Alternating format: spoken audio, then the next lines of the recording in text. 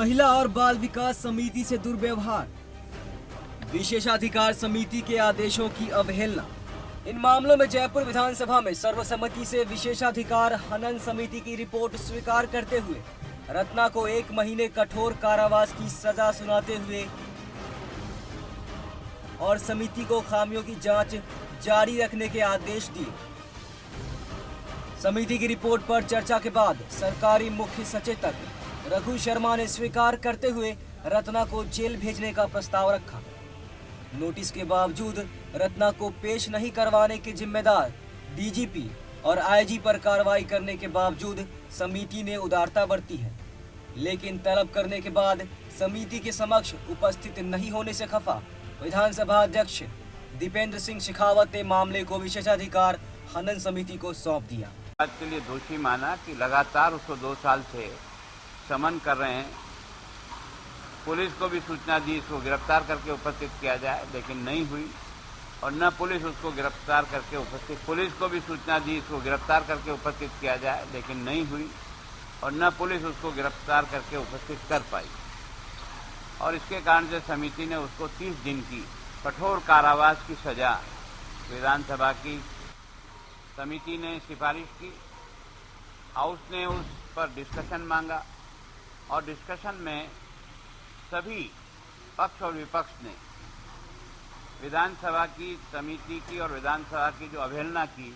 उसका उसे दोषी माना और दोषी मान करके उसको ये कठोर सजा दी। मैं भी प्रदेश की विधानसभा ने सर्वसम्मत जो निर्णय लिया है वो एक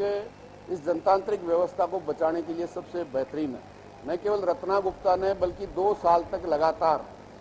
उन पुलिस के डीजीपी और आईजीपी ने भी निश्चित रूप से जो कार्य उनको करना चाहिए था वो उनको पेश नहीं कर पाए एक अदने से अधिकारी को। और रत्ना गुप्ता ने तो न केवल विधायिका का अपमान किया है बल्कि जो राजस्थान के हाईकोर्ट में गई थी, हाईकोर्ट ने भी निर्देशित किया था कि राजस्थान विधानसभा के सचिव के सामने वो पेश हों, लेकिन न उनको जनतांत्रिक व्यवस्था विधानसभा के अधिकारों का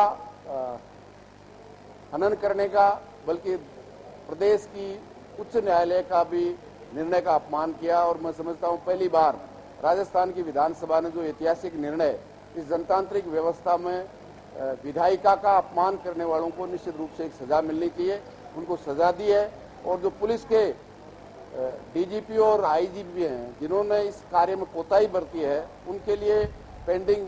इंक्वायरी रखी है, निश्चित रूप से जनतांत्रिक व्यवस्था के लिए एक शुभ लक्षण है, क्योंकि आज हमारे जनतंत्र में वोट से जीत करके 19 जुलाई 2010 को विधानसभा की महिला एवं बाल कल्याण समिति अध्यक्ष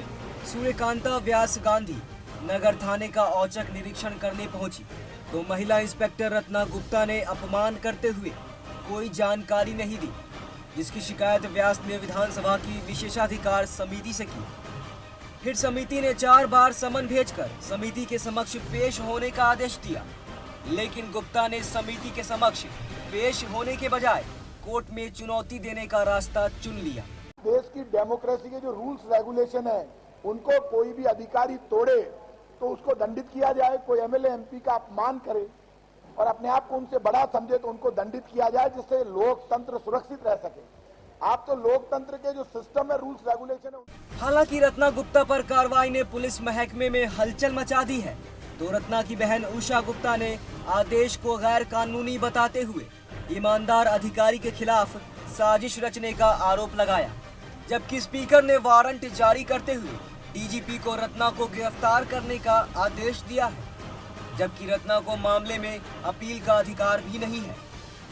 और गिरफ्तार नहीं होने पर रत्ना को भगोड़ा घोषित कर उनकी सेवाएं समाप्त की जा सकती हैं। संविधान के अनुच्छेद 194 में विधानसभा को नियम बनाने और विशेषाधिकार की कार्यवाही का प्रावधान भी है। राजस्थान विधानसभा ने पहली बार जिस तरह की सख्ती दिखाते हुए अपने अधिकारों का प्रयोग किया, आला उच्च अधिकारियों को लापरवाही पर फटकार लगाई, तो अपमानना करने की आरोपी महिला इंस्पेक्टर को 1 महीने के सश्रम कारावास की सजा सुनाते हुए खुद पुलिस महानिदेशक को रत्ना को गिरफ्तार करने का आदेश दिया। इससे पहले प्रशासन बेहद सख्ते में है, क्या इस तरह की ऐतिहासिक कार्रवाई से अधिकारियों की कार्यप्रणाली में बदलाव आएगा या रह जाएंगे वही ढाक के 3 पात? Bureau report, vision world.